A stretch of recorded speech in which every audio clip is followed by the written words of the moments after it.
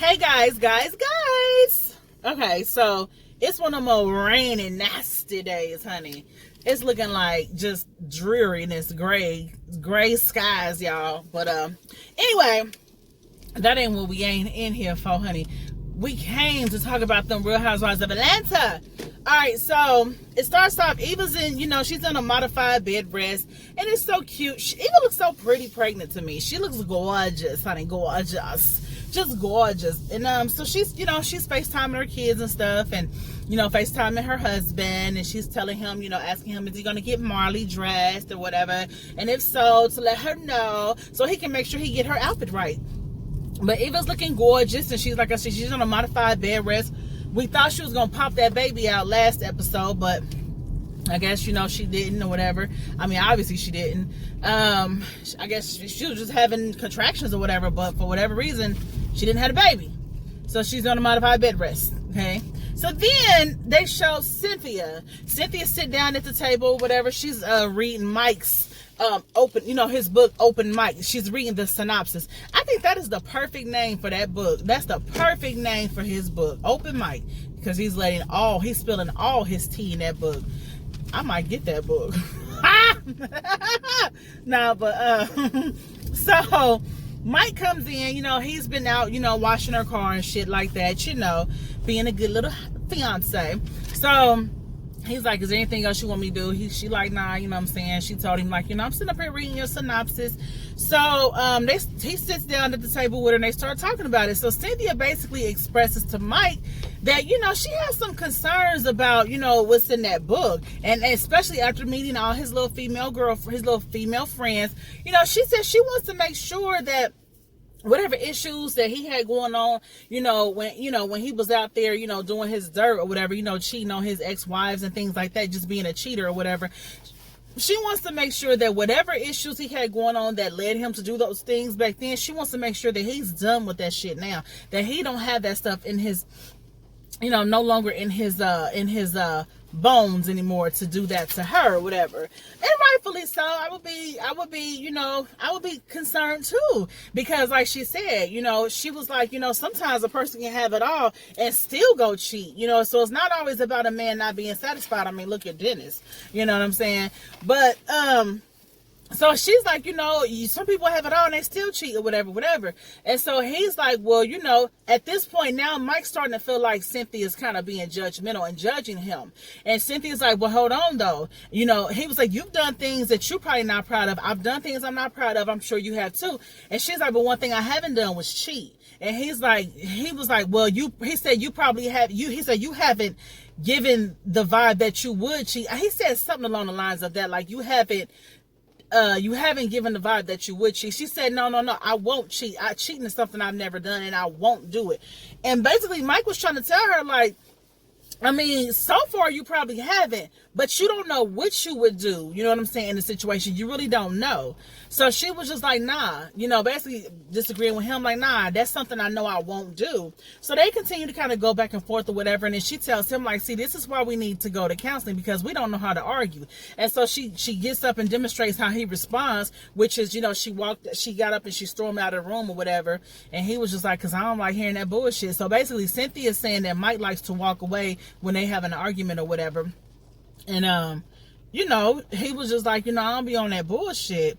And I don't know, I just felt like for some reason he zoomed in on her talking about him cheating and saying she's not a cheater, and he took it as if she was judging him or whatever.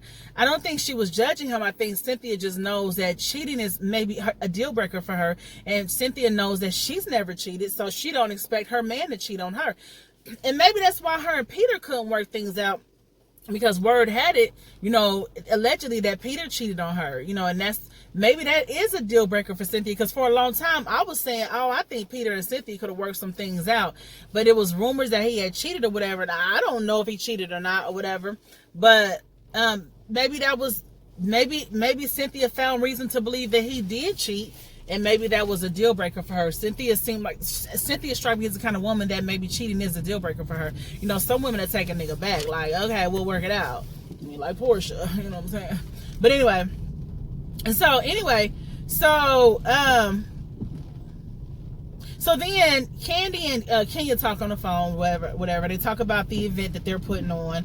And Candy tells Kenya what Nene said as far as she's not coming since it's Kenya's event or whatever.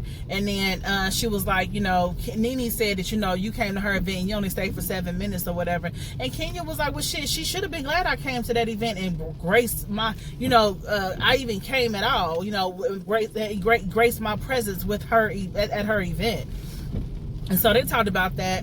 Then Nene and Greg talks or whatever, and they start talking, and Nene tells Greg about her leopard brunch and how she feels that it just wasn't what she expected. She feels like she didn't, it wasn't what she needed it to be. It just wasn't what she needed it to be.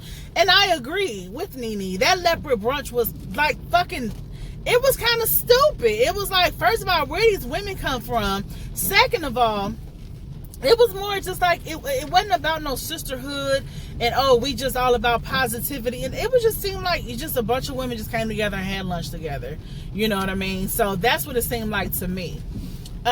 So they were talking, and then Nene tells Greg about how Kenya came to her event and only stayed for 7 minutes. For some reason, that rubbed Nene the wrong way. But I kind of feel Kenya, because it was like, shit, Nene late. You know what I'm saying? And Kenya already ain't really feeling Nene all like that. She did pull up to, at least she support her. But when the host ain't there, and it's like, well, hell, why am I gonna stay? But I don't know. I don't know if I really knock Kenya for that. So anyway, moving right along. What happened? So, okay, so, Greg mentions that he talked to Mark on the phone, and see, Mark is putting on an event, and he wants, Greg and Todd and the stuff to come. It's an event for men or whatever. And so Nene's like, well, I don't know if Mark's other half, is want me there or whatever, because she said that Kenya posted, an invite to the function, but she tagged everybody, including Nene's husband, including Greg, and not Nene. So, which I don't agree with that either. Like, you cannot invite a man to something and not invite his woman, his wife or whatever. That's actually kind of rude, especially some type of function like that. So, so Nene had an issue with that, which I would have too. I'm not gonna lie. But, so she was just like, she was like, Kenya got an issue with me, whatever, So, they end up all going to play kickball. Next scene, they all go play kickball. They all have a good time.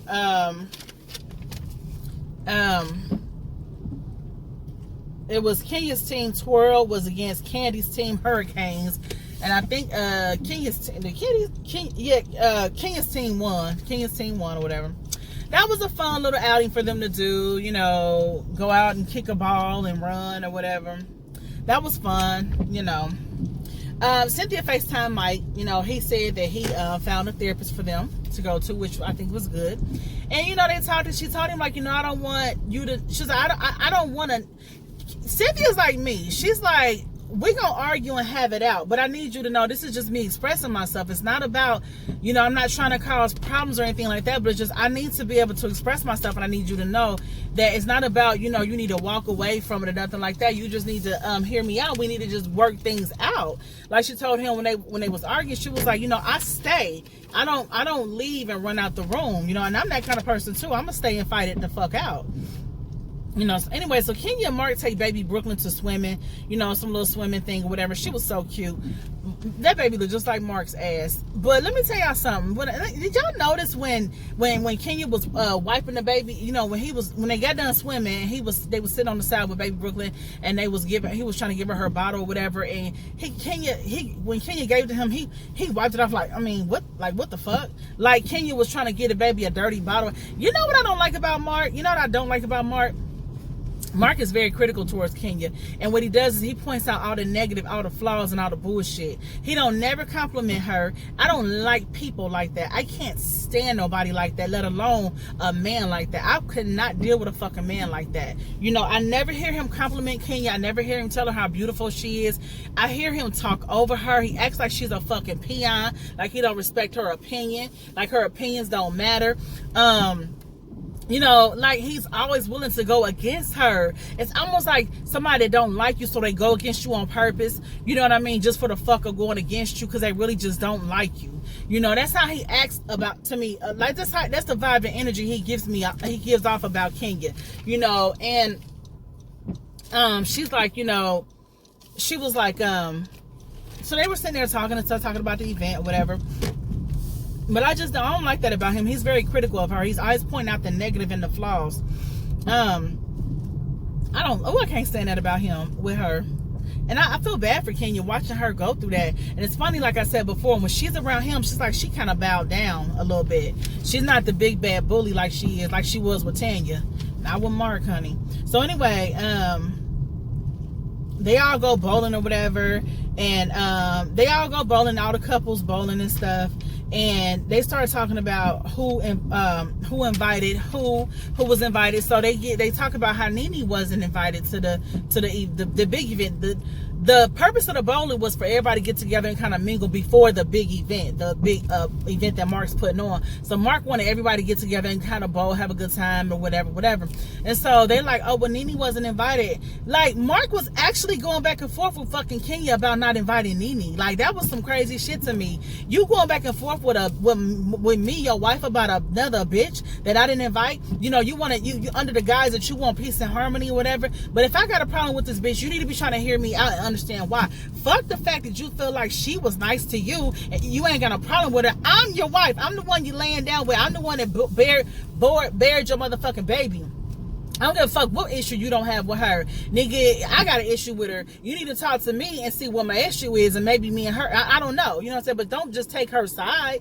So he did that or whatever. And then, you know, he's just going back and forth like, I said Nene could come and da-da-da-da-da.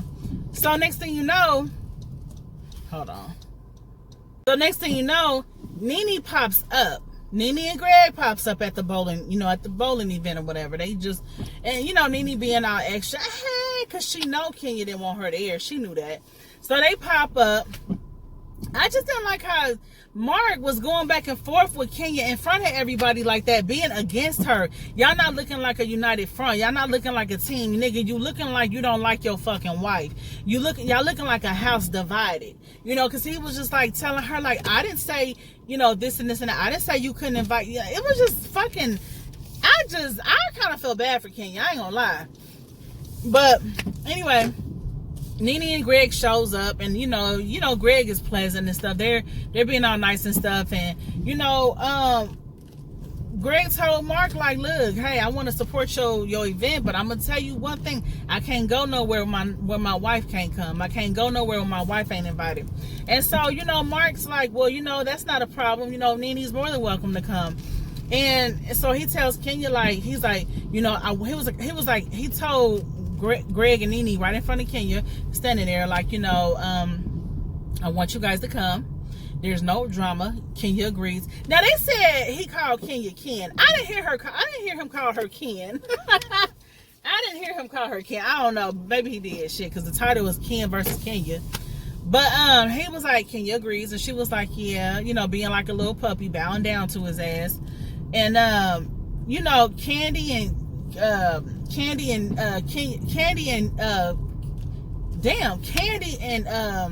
Portia on the side, like, look at her, she like a little puppy when it come to him. Like, damn, she don't say shit. You know, it's just, I don't know, I didn't like that for Kenya. I didn't like that. Man, listen, if a motherfucker, if my nigga would do some shit like that to me on account of another bitch, nigga, that's one of the worst things you could do, is fucking take sides with another bitch. Nigga, even if you do agree with that bitch, you better not let that shit be known in public.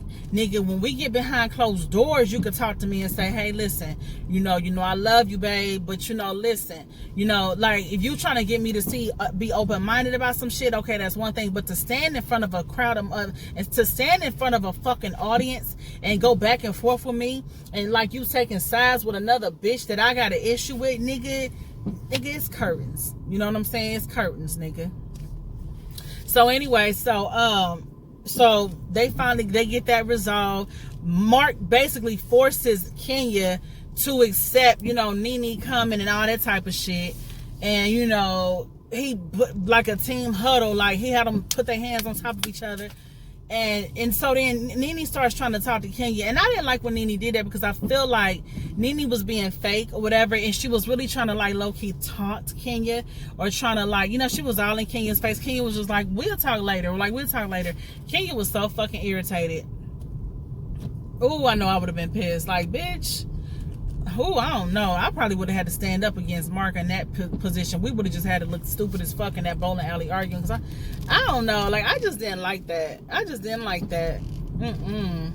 But, you know, we'll see. We're going to see how this event going to go, honey. Because I know it's going to be some awkwardness and some shadiness. I mean, because obviously Kenya and Nene got issues or whatever. And I mean, I feel like Nene don't like to acknowledge. It's the same shit with the issues she had with Cynthia.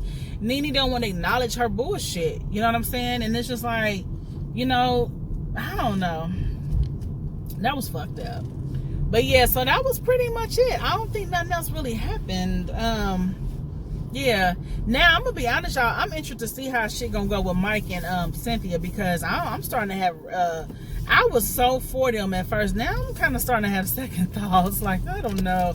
And it all started with me when all them women came over their house. And these is all his friends. Honey, that is a red fucking flag to me.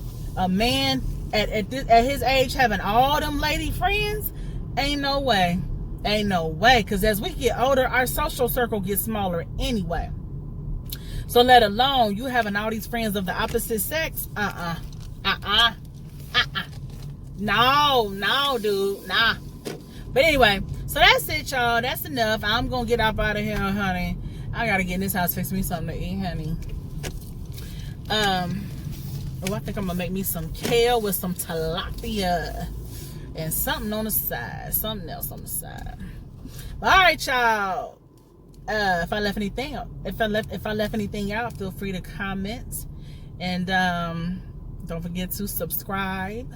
And don't forget to check out my podcast, Conversations with Miss Marcy. It's on Spotify, TuneIn app, Apple Podcasts, Google Podcasts. That one called Stitcher. It's on there too. So y'all check it out, okay? But all right, y'all. Peace.